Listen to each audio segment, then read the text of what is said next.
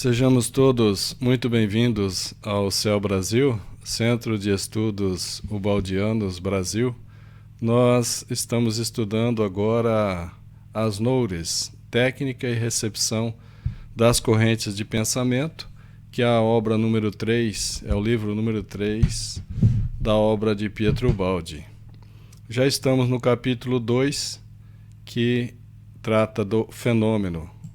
O fenômeno no sentido de como ocorreu as NOURES, como Pietro Ubaldi conseguiu atingir essa técnica para a recepção das correntes de pensamento, principalmente neste livro, As NOURES, para explicar como ele psicografou a grande síntese, a obra de elevados conceitos de profundidade, de ciência, de filosofia e de religião.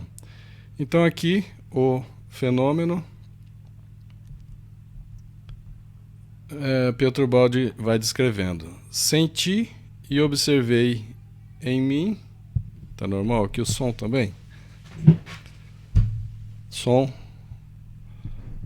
Senti e observei em mim a marcha do fenômeno. Então aqui eu vou cortar para cá, para que nós possamos ter o texto também junto aqui. Então, do capítulo 2, fenômeno, senti e observei em mim a marcha do fenômeno, em seu desenvolvimento interior e exterior.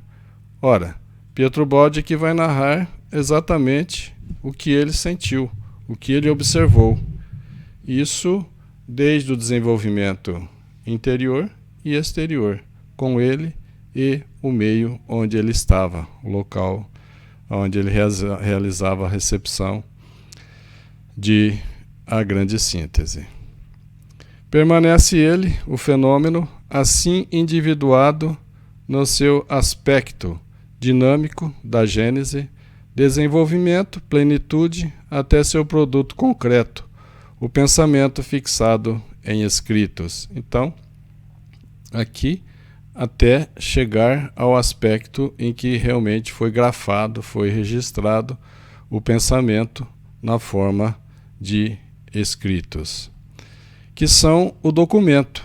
Esses escritos são o documento, sempre suscetível, passivo, de observação, de conferência. Último fenômeno, último termo do fenômeno, que é o registro, o resultado definitivo do processo terminado. Então, realmente, a obra, a grande síntese, e também outros volumes que nós vamos ver depois, e a própria obra As NOURES, também passando por esse procedimento em que finalmente fica registrado. Relatei essa cronohistória, essa mistura de crônica com história pessoal, embora necessária à compreensão do fenômeno, mas não me cabe aqui repeti-la, não cabe repeti-la aqui. Agora vamos observar o fenômeno, não mais no seu desenvolvimento no tempo, mas em sua profundidade, para pesquisar-lhe e descobrir-lhe a técnica, isolando-a num dos momentos culminantes e mais intensos na recepção da minha última obra. Justamente aqui ele vai explicar a técnica que ele utilizou para atingir essas correntes de pensamento enquanto registrava e para registrar a obra A Grande Síntese. Minha tarefa e meu método são objetivos. Anatomizo por sessões diversas, trabalhadas primeiro longitudinalmente, na direção do tempo, e depois trabalhada verticalmente, ou seja, em profundidade, detalhes. O leitor compreende que a recepção que se estendeu por 3 verões, ela começa em 1932, ele começa em 1932 a escrever A Grande Síntese, e nos 3 verões seguintes Ele conclui a grande síntese em 1935. Implica necessariamente o repetir de normas constantes, consuetudinárias, normas constantes consuetudinárias, ou seja, habitual, a formação de um verdadeiro método receptivo. Então, durante esses 4 anos, 32, 33, 34 e 35, de forma habitual, ele formou um verdadeiro método receptivo. É isso. É minha tarefa agora descrever as condições de ambiente e de espírito exigidas nos estados psíquicos vividos, o comportamento de meu ser físico e psíquico, considerado como meio do fenômeno, expressando com detalhes, com precisão, todos os fatores que para o mesmo possam ter contribuído.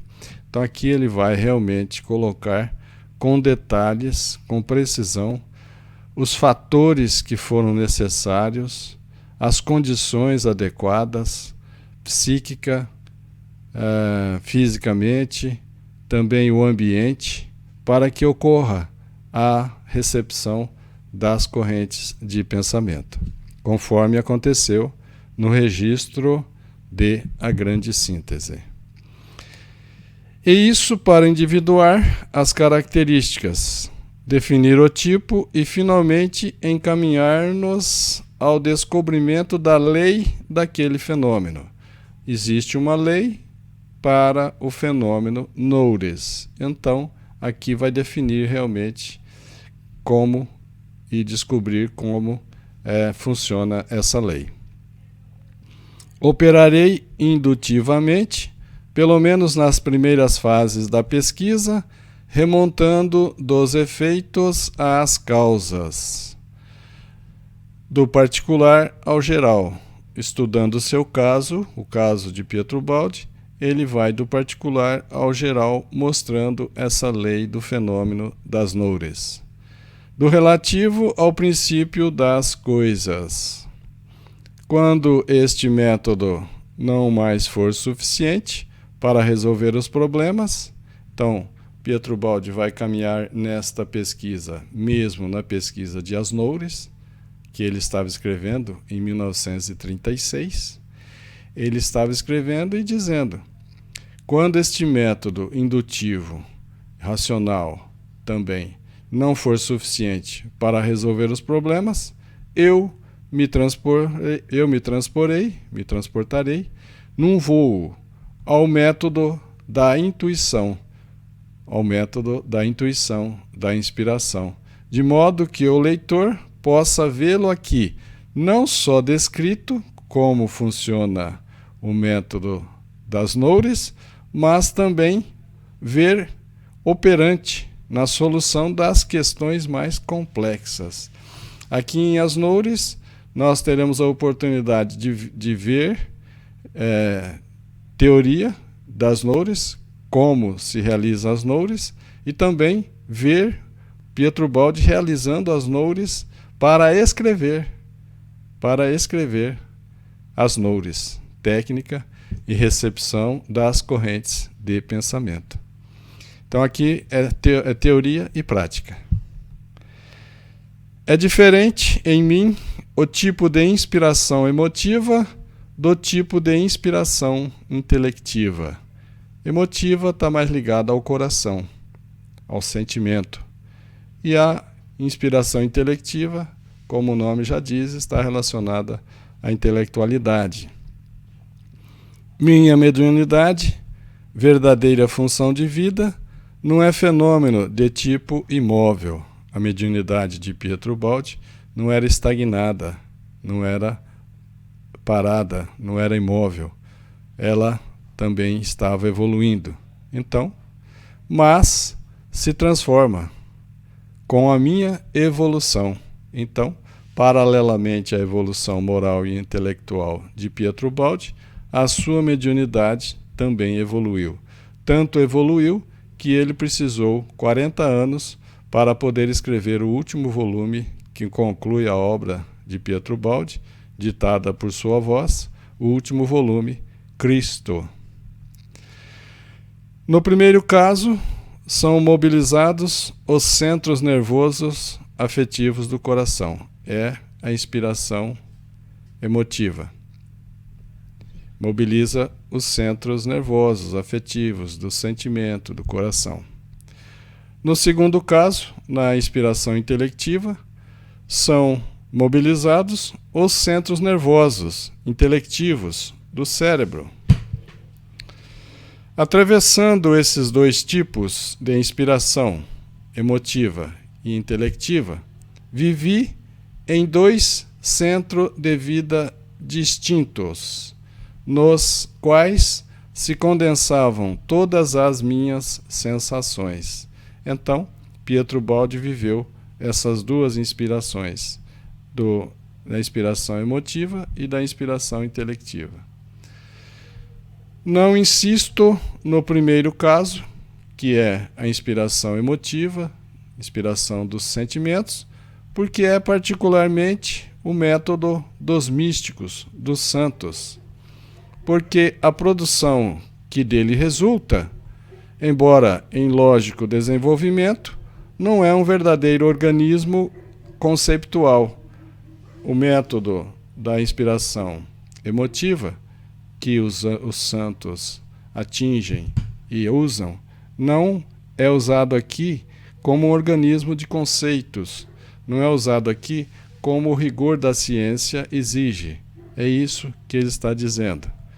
Isso pode deixar duvidosa a ciência, porquanto o eu se expressa nos vagos termos do sentimento, a inspiração emotiva, e poderiam os céticos achar facilmente um modo de introduzir na interpretação um despertar de estados de subconsciência, com distorção e translação de imagens psíquicas, concluindo finalmente com o patológico da neurose. Aqui em Asnoures, Pietro Baldi está descrevendo o método, o fenômeno da técnica e recepção das correntes de pensamento sem utilizar a inspiração emotiva. Ele usa aqui a inspiração intelectiva para não deixar brechas para os céticos, nem brechas para a ciência cética, aquela ciência descrente, para que a ciência não venha dizer que este é patológico, que é do subconsciente, que é uma neurose. Não sobra essa oportunidade para se dizer isto, pois que ele usa a intuição intelectiva. Não me refiro, naturalmente, a quem crê, sente e raciocina. Conheço bem, no entanto, o contrário, a mentalidade preconceituosa de certa ciência catedrática e oficial. E é a esta que aludo, é a esta que me refiro, que Pietro Baldi se refere, a essa ciência catedrática, oficial, descrente, preconceituosa. Ele está se referindo a esta ciência. Agora, quando nos achamos diante de um tratado em que o sentimento é relegado a plano secundário e se enfrentam e resolvem problemas que aquela ciência provou ser incapaz de resolver, porquanto, por concepções arbitrárias, absurdamente os situou. Aquela ciência não poderá refugiar-se muito facilmente na hipótese do patológico. Não pode vir dizer que os médiuns são doentes, são neuróticos, têm neurose. Não, como a ciência quis fazer com Pietro Baldi, como a ciência quis fazer com Francisco Cândido Xavier e tantos outros médiuns, também como Divaldo Pereira Franco. O fenômeno mediúnico, inspirativo, revolucionando como método de pesquisa, o passado não poderá senão resplandecer em toda a sua beleza. Esse método mediúnico inspirativo é um novo método de pesquisa. A sua voz, em A Grande Síntese, sugere que os nossos pesquisadores, que os nossos cientistas, utilizem também este método de intuição e inspiração nas suas pesquisas para atingir realmente profundidade em revelações. Se me abandono em certos momentos ao meu lirismo, no ímpeto das impressões, ele é sempre circunscrito e controlado por uma fria razão que é minha garantia. É sempre refreado por uma subversão de psicologia que em mim é rápida e instintiva e que me leva a ver de cada ideia o seu contrário e a demolir o que não é bem firme, com a psicologia destruidora do ceticismo, da descrença científica. Então aqui Pietro Baldi tem o cuidado de, em cada ideia, observar o contrário também, levar em consideração e observar o contrário, demolir o que seria duvidoso, não utilizar-se desse embasamento que seria duvidoso, demolir esse embasamento com a psicologia do ceticismo, da descrença, que as pessoas apresentam e que a própria ciência também apresenta esse ceticismo.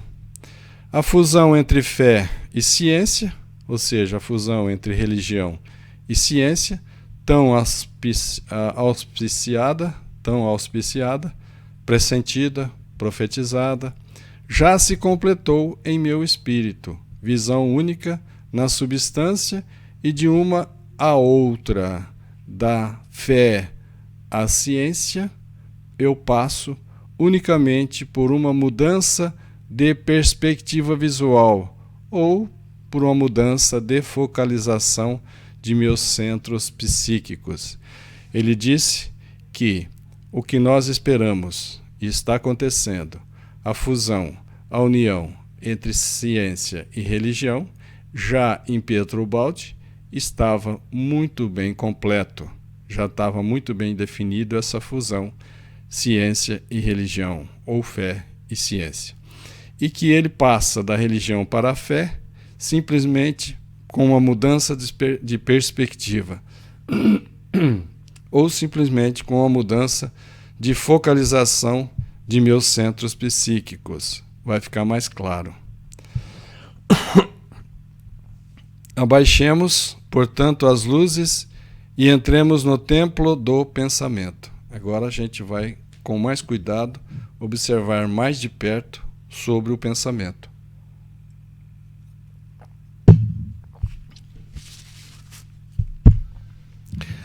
Então, vamos caminhando aqui. Vamos penetrar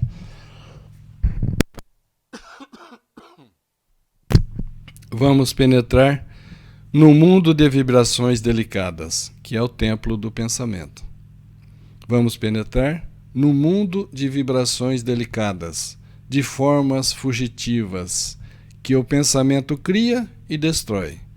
Mundo de fenômenos evanescentes e sutis, delicados e, no entanto, fenômenos reais do pensamento. A insolubilidade de muitos problemas, o fato de alguns problemas ainda não terem solução, talvez seja motivada justamente pelo situá-los de maneira errônea. A solução é muitas vezes impedida pelo próprio preconceito, embora seja um preconceito inconsciente. Então, o que se tem hoje de problemas insolúveis nessa área da moral, da espiritualidade, muitas vezes é consequência de preconceitos. A pessoa já vem com a ideia pré-estabelecida e não consegue enxergar o fenômeno e a situação real. A conclusão já é dada pela primeira posição do problema. A pessoa vem com ideia pré-concebida, vem com preconceito, então não consegue solução para aquele problema. Aproximamo-nos da gênese do pensamento. Vamos nos aproximar mais da origem do pensamento. Talvez todo o fenômeno do pensamento não seja senão um fenômeno mediúnico, de ressonância nourica, e possam ambos reduzir-se ao mesmo princípio. E assim, muitas diferenciações preconcebidas que prejudicam a visão substancial do fenômeno não terão sentido, claro. Virão à luz expressões audazes e desconcertantes, mas quero levar à superfície da consciência. Está dizendo que vai aparecer situações, expressões audazes, desconcertantes, mas com a sua metodologia, ele quer levar à superfície da consciência, ele quer trazer também de forma para que seja racional, seja discutível, seja confirmado. Então, levar à superfície da consciência, onde tudo é claro, sensível, racional, estes mistérios das profundezas. Então ele quer trazer esses mistérios das profundezas também no nível racional, sensível, para que também nós possamos analisar e compreender. Quero medir este, quase direi, singular pensamento radiofônico que tão estranhamente emerge dos abismos. Desçamos às profundezas desse oceano que existe no íntimo de nossa personalidade psíquica. Desçamos nesse íntimo, que é esse oceano de psiquismo, de personalidade psíquica que possuímos. Começo do exterior, da superfície, da descrição do ambiente. Ele vai descrever agora o ambiente necessário para que se realize a recepção das correntes de pensamento. Não posso escrever em qualquer lugar. Num ambiente de desmanzelo, não pode. Ele não consegue escrever. Num ambiente desordenado, desarmônico, não asseado, não limpo. Num ambiente novo para mim, não impregnado de minhas longas pausas do meu estado de ânimo dominante. Num ambiente não harmonizado com a cor psíquica de minha personalidade. Não posso escrever senão mal e com esforço.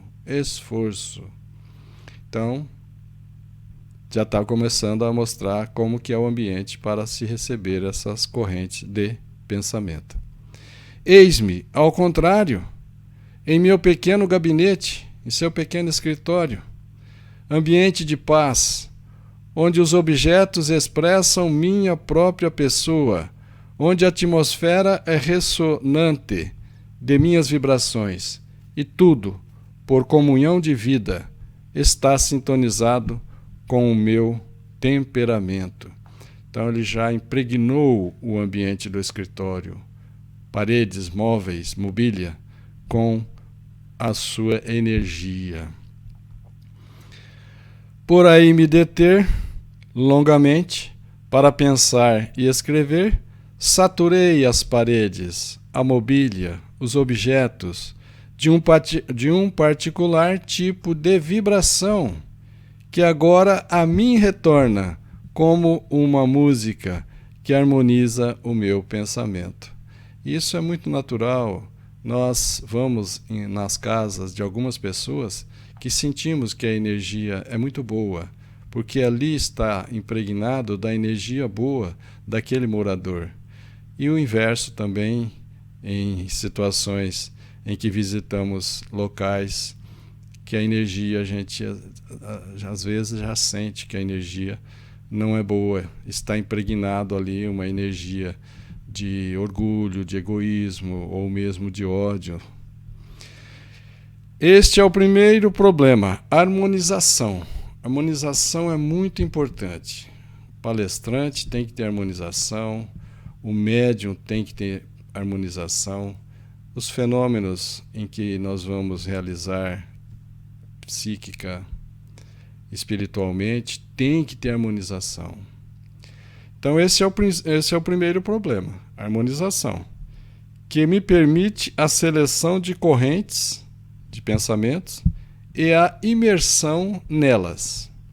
Esses delicadíssimos estados de consciência não posso atingir senão num oásis de paz, uma imensa quantidade de paz, através de um processo inicial de isolamento vibratório do violento ruído do mundo. Ruído do mundo aqui entre aspas, ruído no sentido vibratório, de energias inferiores, de vibrações negativas e por aí vai. Então ele tem que se isolar dessa vibração comum das pessoas no mundo involuído, no mundo de expiações e provas. Antes de lançar-me à exploração do supranormal, tenho necessidade de encerrar-me para minha ajuda e proteção nesse invólucro de vibrações simpáticas, como que nesse invólucro, nessa cápsula, nessa nave, em que ele está protegido por vibrações simpáticas, harmônicas, leves, como num veículo, como numa nave, que me permita flutuar no oceano das vibrações comuns da vida humana, que são vibrações densas, vibrações sufocantes, cegas. Então, quando Pietro Baldi vai buscar essas correntes de pensamentos superiores, ele tem que se harmonizar num ambiente adequado, buscar essa sintonia com as correntes de pensamento superior, e para isso ele tem que se isolar, como que numa cápsula, numa nave, em que ele fica protegido das vibrações inferiores do mundo terreno. É noite, aproximadamente 10 horas, 22 horas. É ótima hora em que minha capacidade receptiva se intensifica até cerca de 1h da madrugada. Então, das 22 até 1h da madrugada, são 3 horas. Ela intensifica e, a partir de 1h, diminui essa capacidade receptiva. Então, pelo cansaço, essa capacidade receptiva diminui, aí é necessário repousar. Então essas 3 horas são 3 horas muito produtivas, de grande capacidade receptiva para se realizar as noures, de 22 a 1h da manhã. Existe um antagonismo entre meu pensamento e a forte radiação solar. Parece que a luz embaraça minhas funções inspirativas, neutralizando as correntes psíquicas que me circundam. É como se a luz solar atrapalhasse e atrapalha para a recepção das correntes de pensamento. Amo as luzes tênues, fracas, difusas, coloridas, que deixam vaguear os objetos nos contornos indefinidos da penumbra, da sombra. Pietro Baldi leu, que quando Chopin, o músico, quando Chopin improvisava, fazia baixar as luzes e procurava, entre aspas, a nota azul, que devia ser a nota de sintonização entre sua alma e a alma do público. Então, Nesse instante, observamos que este músico, Chopin, também tinha a sua inspiração, usava o ambiente adequado, diminuindo a intensidade da iluminação, buscando ali se adequar para a inspiração. E aí ele improvisava. Esse improvisava é justamente pela inspiração. No meu caso, o público está materialmente distante, mas o público está espiritualmente presente e próximo. E eu o sinto, imenso, estrondeando 1000 vozes. É a alma do mundo. Pietro Baldi, então, mesmo no seu gabinete, no seu quarto, aparentemente sozinho, ele sentia essas 1000 vozes do público que estava espiritualmente presente. Minha solidão está cheia dessas vozes. É um oceano sem limites que sobe em marés, ruge na tempestade, submerge-me e levanta-me em seus vagalhões, em suas ondas gigantes. Então, a solidão de Pietro Baldi está cheia dessas vozes. É como que as ondas do mar em tempestade que sobem e descem. E isso eleva e abaixa a Pietro Baldi. Ele se sente nessa ondulação dessas ondas gigantes. Depois se inquieta, depois se aquieta, tranquiliza. Depois se aquieta e escuta, vencido por essa potência de pensamento que me arrasta. Aí essas correntes de pensamento o arrasta. Em minha sensibilidade, o pensamento adquire o poder do raio. As correntes espirituais do mundo são tangíveis, são palpáveis para Pietro Baldi. Essas forças sutis, delicadas, são reais. E entre elas vou avançando e com destreza, com habilidade, navegando. Então Pietro Baldi navega dentro da sua cápsula, protegido pelas vibrações simpáticas, navega e aí sim ele chega nesse mar de correntes de pensamentos. E aí sim ele navega com habilidade. A princípio, sinto-me extraviado, como que perdido, sozinho, no vácuo, e imploro apoio moral, consentimento. Busca, pede consentimento e confiança. Peço as menores harmonizações de ambiente, o primeiro auxílio para o impulso.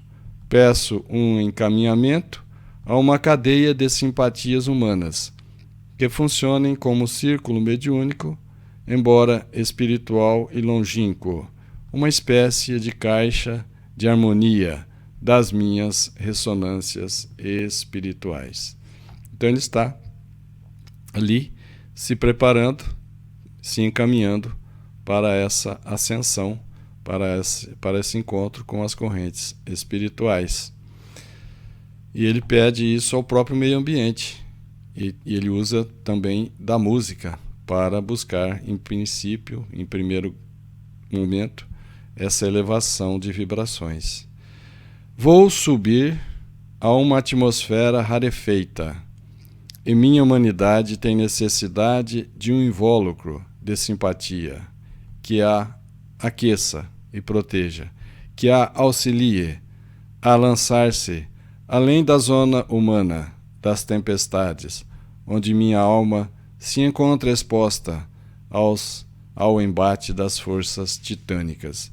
Então ele precisa estar protegido por esse invólucro, por essa nave, por essa cápsula de simpatia, para passar por essa primeira fase, que é onde estão a zona das tempestades humanas, dos pensamentos inferiores, odientos, orgulhosos, egoísticos, de incredulidade. E ele precisa, então, dessa ajuda. Não se pode imaginar o poder de harmonização que emana de um ato de bondade. Um ato de bondade ajuda na harmonização, tem um poder de harmonização dos nossos sentimentos de uma forma fantástica, difícil até de imaginar quanto isso ajuda. A bondade é uma música que eu respiro e que docemente me impele à corrente. Então, a própria bondade de Pietro Baldi, que ele tinha constantemente, é uma música que ele respira e que docemente lhe aproxima, lhe empurra, lhe impele à corrente de pensamentos. Esta vibra muito mais, essa corrente de pensamento, vibra muito mais pela bondade que pela sabedoria. É perfeição moral. Para conquistar o conhecimento, devo alcançar um estado de purificação. Já dissemos em outras vezes que para buscar o conhecimento, mesmo nas pesquisas, o pesquisador, que é instrumento de pesquisa, ele como instrumento tem que purificar-se, tem que se tornar mais evoluído moralmente, tem que ter mais humildade, mais caridade, mais confiança em Deus e mais amor a Deus e amor ao próximo. Então, ele está dizendo aqui, Pietro Baldi, isso é uma realidade. Para conquistar o conhecimento, devo alcançar um estado de purificação, que é leveza espiritual, evolução moral e espiritual. Apresentam-se, desde agora, as necessárias relações entre evolução e ascensão, de um lado, e mediunidade inspirativa, de outro. Ou seja, ele tem que evoluir para que a mediunidade inspirativa ganhe mais profundidade, mais eficiência, mais rendimento. Esboça-se a afirmação de que a verdadeira ciência não pode ser senão missão e sacerdócio. Então, como nós já vimos outras vezes, a união entre ciência, religião e filosofia. Aqui, novamente, está dizendo isso. Que a ciência não pode ser senão missão, sacerdócio. A ciência tem que ser religiosa. Porque ciência, religião e filosofia, esse tríplice aspecto do conhecimento humano, quando se aprofundam, quando caminham evolutivamente, eles se dirigem para o mesmo ponto, para Deus. E então, quanto mais se aproxima nessa direção Deus, ciência, filosofia e religião, essas três, ciência, filosofia e religião, vão se aproximando e se fundindo nesse monismo. Atingido o estado de tensão nervosa, indispensável para submergir-me na corrente, esta corrente me arrasta. O próprio estado de tensão me protege do choque das vibrações inferiores. E o mundo humano, o mundo terráqueo, desaparece, distanciando-se de minhas sensações. Ele vai atingindo níveis na corrente de pensamentos superiores e vai diminuindo esses contatos, essas sensações com o mundo terráqueo, o mundo humano.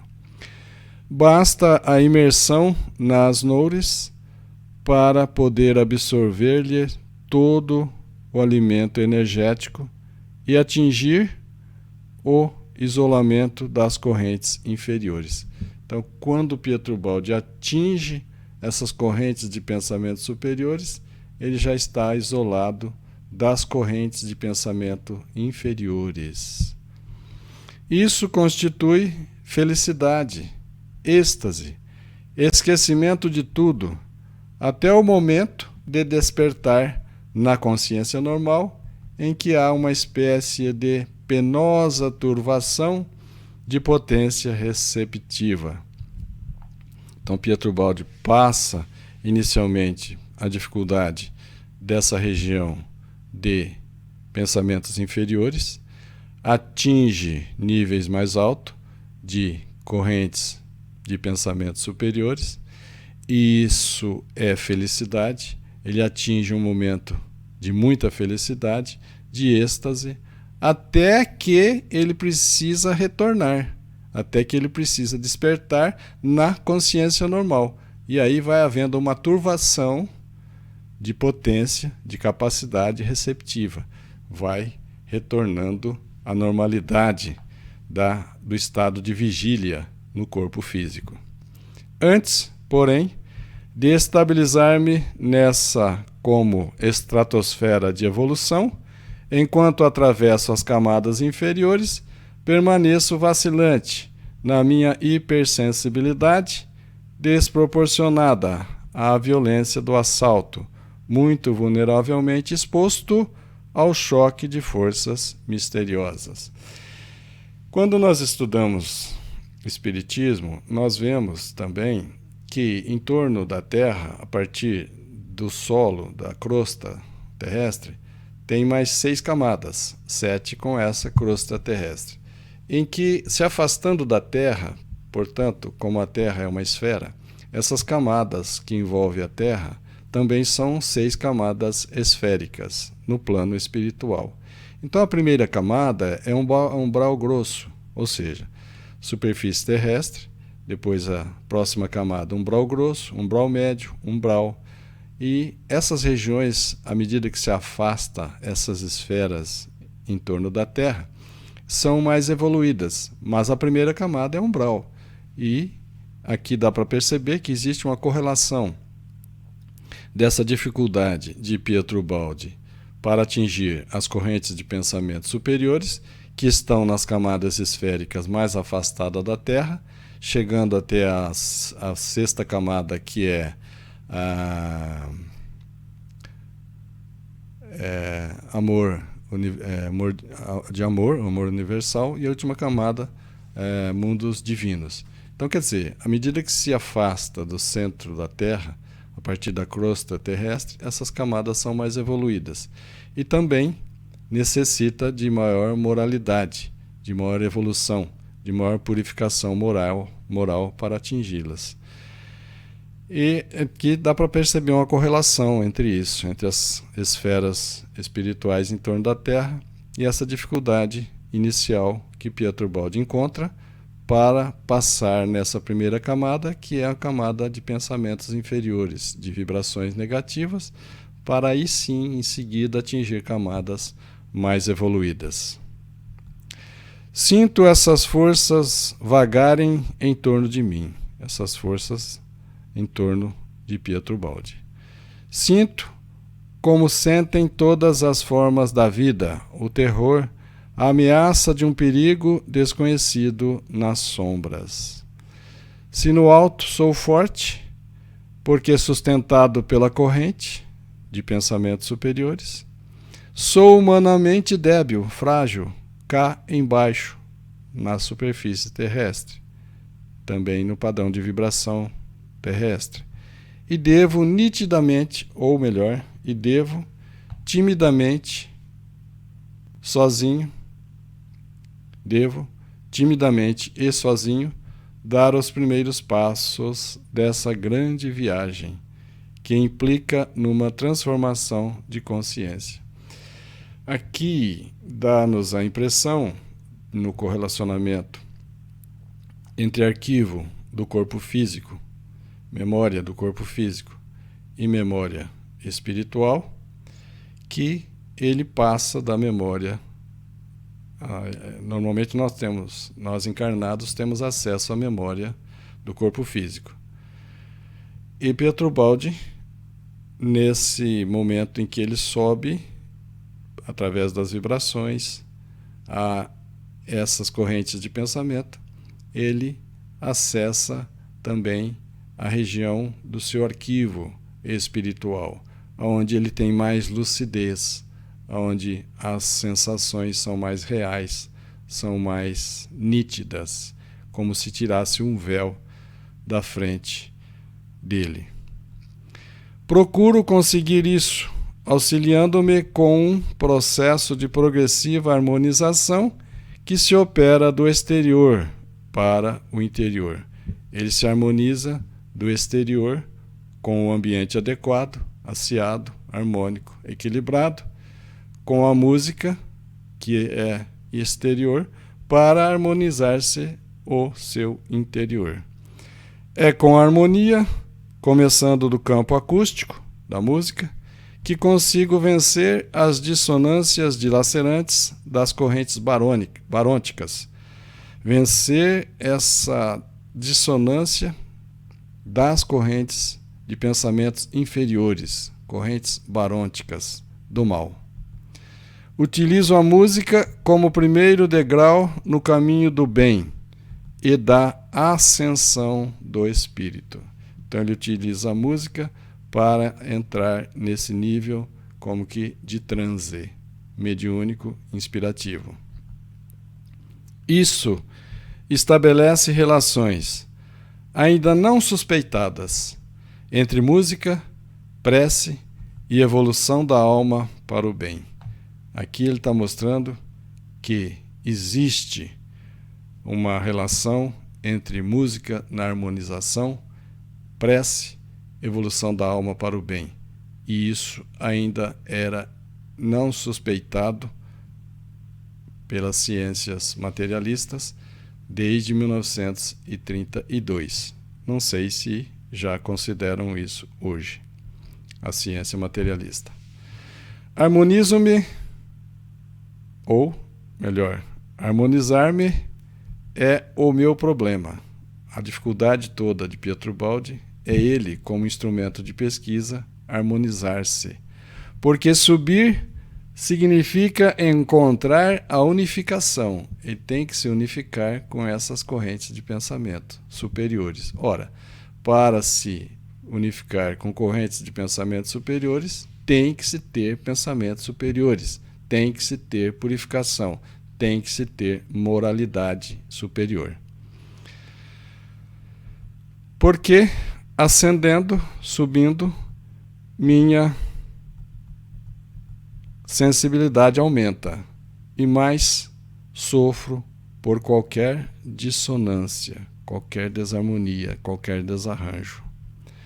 Um dos tormentos de minha vida é a convivência no torturante intrépido psíquico humano que só a insensibilidade dos involuídos pode suportar. Aqui tem uma correção a ser feita na tradução de Asnoures. Sensibilidade é a insensibilidade dos involuídos. Então, Pietro Baldi está descrevendo que ele tem uma dificuldade, e é um tormento para ele, viver nesse ambiente de vibrações inferiores, de pensamentos inferiores, negativos, pensamentos odientos, pensamentos orgulhosos. Então ele tem essa dificuldade, que é o ambiente humano, terráqueo normal. E que isso só é fácil de conseguir para aqueles insensíveis, aqueles que têm insensibilidade, aqueles que são involuídos. Eles podem suportar. Essas almas evoluídas, quando vêm no nosso ambiente terrestre, sentem muita dificuldade, sofrem muito. Os espíritos superiores relatam que a maior dificuldade que eles têm para nos ajudar, para ajudar os encarnados e aqueles também desencarnados, involuídos, a maior dificuldade dos espíritos superiores é superar os nossos pensamentos, que formam uma barreira, vibrações negativas, formam uma dificuldade que os espíritos superiores transpõem, suportam, mas é desgastante, é, sim, torturante para eles. Assim, uso a música como outro meio inicial de sintonização de ambiente, a fim de que me ajude a saltar da harmonização nesse primeiro plano sensório exterior para a minha harmonização nos mais altos planos supersensórios. Então, a música como trampolim para essa harmonização espiritual de Pietro Baldi e de todos aqueles médiuns inspirativos e inspirados. Essa música obtenho através do rádio e do radiofonógrafo, toca-disco. Na época de Pietro Baldi era toca-disco, daqueles discos de vinil, aqueles discos grandes, 33 e de 78, aqueles discos LP, long play. Especialmente a melhor música, e para isso não pode ser qualquer música. A harmonização tem que ser com a melhor música, sinfônica, tipo música do músico Wagner, Beethoven, Bach, Chopin e outros. Então, música de harmonização. Então, lentamente, a percepção sensória do mundo é substituída por uma diferente interior anímica que tudo sente diversamente. Então ele vai deixando essa sensação do mundo inferior da Terra e vai subindo as suas harmonias, a harmonização. As harmonias musicais da audição se transformam nas mais profundas harmonias dos conceitos, das leis. Música suave e em torno silêncio completo. Luzes moderadas, em tom menor, em torno tudo escuro. Minha alma é uma chama que arde na noite. Percebo sua luz e seu cântico, solitários, e eles surgem assim, logo que adormece a consciência do dia, aquela consciência do homem humano encarnado. Adormece. Lentamente, as coisas perdem o seu perfil sensório. Então vejo vibrar seu espírito e ouço a voz das coisas que cantam. Minha consciência adormece para o exterior. Meu eu morre, entre aspas, para as coisas do dia, mas o meu eu ressuscita numa realidade mais profunda. É noite avançada. A vida humana repousa em silêncio. São antagônicas as duas vidas. A do pensamento desperta, enquanto a vida outra adormece. E, quanto mais adormecido, mais me torno inconsciente da realidade exterior, volitivamente consumido, ausente do mundo de todos, materialmente, e mais a visão se faz nítida e profunda, e mais consciente ressurjo nessa lucidez interior. É como essa emancipação da alma, essa liberdade do espírito, em que deixa o corpo físico, portanto, deixa de sentir as vibrações de tato, de audição e etc., do corpo físico, para, nessa liberdade, nessa libertação do espírito, adentrar a uma capacidade muito maior, muito mais sensível, que é expressas, captadas pelo sentimento do espírito, pelas capacidades, pelas faculdades espirituais. Então é isso que ele está descrevendo nesse instante. A sonolência é, portanto, superficial e condiciona o despertar num outro estado de consciência, diferente, mais profunda consciência, mas sempre minha, ativa, lúcida. Processa-se uma como contraversão no funcionamento psíquico humano, à medida em que se distanciam os estados de atenção volitiva que o caracterizam. Dá-se uma inversão de consciência, uma conquista de potência na passividade, tanto que desaparece toda a sensação de trabalho e esforço e se produz num estado de abandono. A vontade, no comum sentido humano, encerra num ciclo de conquistas terrestres. É verdadeiramente para mim um estado de vibração involuído. Correção novamente aí. E estado de vibração involuído e violento, que perturba os mais sutis estados vibratórios do pensamento. Então, essas vibrações inferiores atrapalham essa ascensão de Pietro Baldi e dos médiuns inspirados. Os volitivos comuns, se são aptos para dominar, são impotentes em face dessas delicadas percepções. Volitivos comuns são aqueles que expressam, que buscam seus desejos. Eles têm facilidade para dominar, mas são impotentes em face das delicadas percepções das noures. Lentamente, então, vou perdendo a sensação física do corpo, embalado por complexos ritmos sinfônicos de uma vasta orquestração, e adormeço num estado de tranquilidade confiante. Esse adormeço é entre aspas, tá? O corpo adormece, mas ele liberta-se em espírito. Atravessada esta primeira fase de negação sensória, desperto além da vida normal numa outra consciência. É como eu já expliquei, ele acessa agora a memória espiritual, que é uma memória infinita, que tem o registro também de todas as nossas vidas anteriores.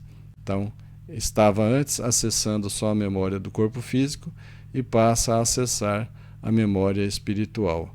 Aí, com muito mais potência, capacidade, profundidade, sutileza e tudo mais, porque é espírito. E o espírito está, como que por instantes, liberto do corpo físico. Adormecidos, os sentidos, desaparecido de minha percepção o mundo concreto que me circunda, posso abismar-me na vertigem da abstração. Então, ele já está na corrente de pensamentos superiores. Não estou morto, nem passivo, nem inconsciente. Isso é que é importante, nem inconsciente. Pietro Baldi está nesse estado, entre aspas, de transe, consciente. Consciente porque ele precisa ver, e ele vê o quadro, é demonstrado o quadro a ele de forma sintética, ele vê o quadro todo, depois ele tem que ter a dificuldade de descrever isso numa linguagem acessível, compreensível para nós outros. Não estou morto nem passivo, nem inconsciente, porque todas as sensações da vida retornam, mas com uma potencialização nova e maravilhosa de todas as faculdades de minha personalidade, com um vigor e uma profundeza de percepção, e ainda com um lirismo de afetividade que antes desconhecia. Parece que somente agora despida a alma de sua veste corpórea, ela, a alma, o espírito, poderia revelar-se inteiramente. É como eu disse, é um momento de emancipação da alma.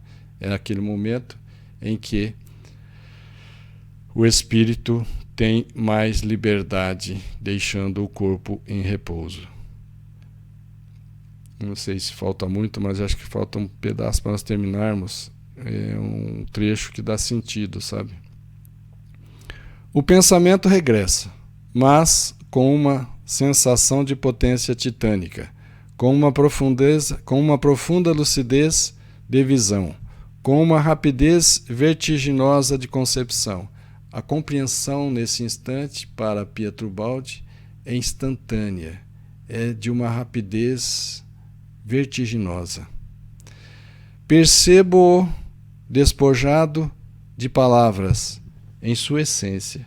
Aqui Pietro Baldi está descrevendo que ele compreende, que ele sente, percebe o pensamento sem palavras.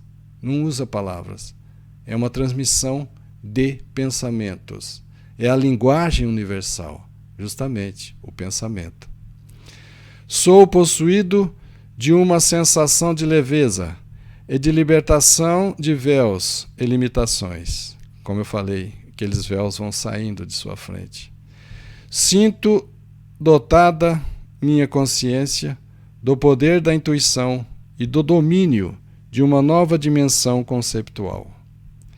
Despertou-se-me um olhar mais penetrante, que vê o interior e não mais somente a superfície, que registra nas coisas não só reflexos ópticos, mas também os reflexos psíquicos. Esse novo olhar já não é interceptado pela forma, mas penetra diretamente na substância, buscando o conceito genético, o princípio que anima e governa as coisas. Vejo, então, o que se encontra além da realidade sensória do mundo exterior, isto é, vejo as forças que o movimentam e lhe mantêm o funcionamento orgânico do universo. Essas forças tornam-se vivas. Os fenômenos me aparecem com uma vontade própria de existência. Uma potência, que precisava ter unido, né? Uma potência de individualidade que investe sobre mim e grita: eu sou. Cada forma se reveste de um hálito divino de conceito que eu respiro. É então que sinto verdadeiramente que o universo é um grande organismo dirigido pelo pensamento de Deus. O universo é um infinito organismo dirigido pelo pensamento de Deus. Tudo possui, então, uma voz e me fala. Todas as forças, todos os fenômenos, toda a vida, desde o mineral, todas as criaturas de Deus irradiam um cântico que eu escuto e percebo harmonizar-se na sinfonia imensa da criação. Desenvolve-se um colóquio íntimo que registro. Despertaram todas as criaturas irmãs e me olham dizendo: quem és tu que ouves? Escuta-nos, nós te falamos. O colóquio torna-se, então, um imenso amplexo, um perder-se de aniquilamento no seio de uma luz resplandecente. A ciência é um cântico e uma oração. A ciência é um cântico e uma oração. Abre-se o abismo do mistério e contemplo. É uma visão, um êxtase. Mas não sei dizer. Não tem palavras para expressar para nós. Não há palavra que possa descrever a vertigem desses estados de consciência, a potencialidade desses clarões interiores, o júbilo dessa paixão maior que a vida e a morte, a festa dessa liberação do corpo e dessa fuga da terra, a sensação de força e de juventude eterna ou de eterna juventude que emana desses triunfos do Espírito. É, como dissemos, essa felicidade, esse estado de êxtase que se atinge quando se tem essa capacidade moral, essa purificação, como Pietro Baldi e outros missionários. Assim imagino o meu paraíso. Relato essas coisas para inflamar os ânimos, induzindo-os a essas altas paixões, porque desejo que todos encontrem essa vida de perene mocidade e o dinamismo incansável que existe na substância vibrante do espírito.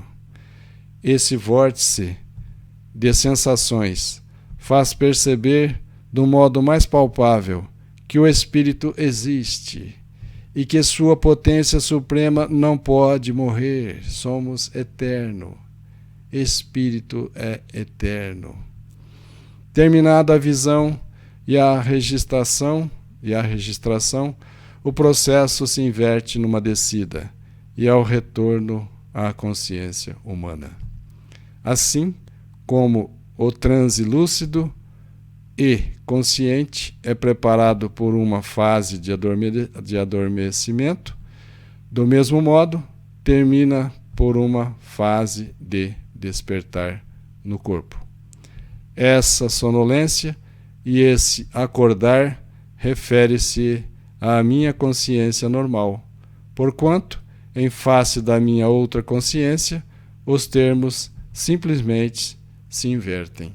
Agora, turva-se os conceitos, a capacidade intelectiva e vamos descendo ao corpo físico, despertando no corpo físico e nesse estado de vigília em que, em espírito, temos limitações várias, enquanto no corpo físico. Para que uma possa despertar, é necessário que a outra adormeça. Para que uma consciência, para que uma memória espiritual possa se despertar, para que ocorra a emancipação da alma, de Pietro Baldi, é necessário que ele adormeça a consciência, a memória do corpo físico. Evidentemente, a volta ao estado normal dá-me vivíssima sensação de enfraquecimento intelectivo, de redução da personalidade, de queda em dimensões mais involuídas, em que tudo está comprimido entre barreiras e encerrado em limitações. Há uma sensação de gigante abatido. É aquele que se sente gigante, mas no corpo físico, enquanto encarnado, ele está abatido, enfraquecido. Torno a cair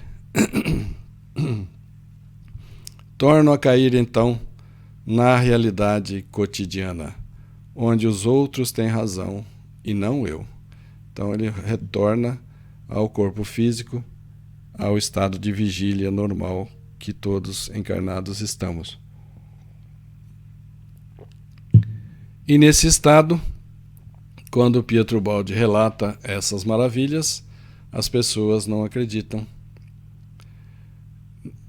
E as pessoas, como são maioria, é que acham que estão com razão, e não Pietro Baldi. A visão desfaz-se, o céu se fecha. Estou sozinho. Novamente encontro o trabalho e o cansaço da vida, e retomo o peso da minha luta de cada dia.